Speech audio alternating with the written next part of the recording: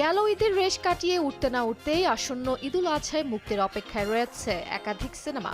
এবার সে তালিকায় যুক্ত হলো অভিনেতা নীরব হোসেনের শিরোনাম নামের আরও একটি সিনেমা।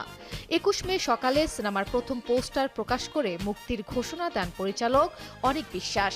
সামাজিক যোগাযোগ মাধ্যমে পোস্টারটি শেয়ার করে চিত্রনায়ক নীরব জানান, নতুন গল্প নিয়ে আসছেন, এখনও বাকি আছে অনেক চমক, সময় হলে সব জানানো হবে শিরোনামের টিম থেকে।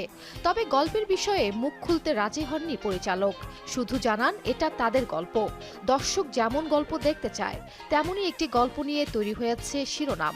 নীরব ছাড়াও এতে অভিনয় করেছেন জনপ্রিয় এক ঝাঁক শিল্পী। শিরোনাম এর মধ্য দিয়ে অনেকদিন পর আবারও প্লেব্যাকে ফিরছেন জনপ্রিয় সঙ্গীত শিল্পী আরিফিন রুমি। সিনেমাটোগ্রাফি করেছেন বাংলাদেশের সাইফুল শাহিন ও ভারতের ভেঙ্কটেশ গঙ্গাধারী। জানা গেছে ঈদে মুক্তির লক্ষ্যেই এখন পুরো দমে চলছে সিনেমা শুটিং। এছাড়াও মুক্তির অপেক্ষায় রয়েছে নীরবের আরেক সিনেমা গোলাপ। সিনেমাটিতে তার বিপরীতে রয়েছেন পরিমণি।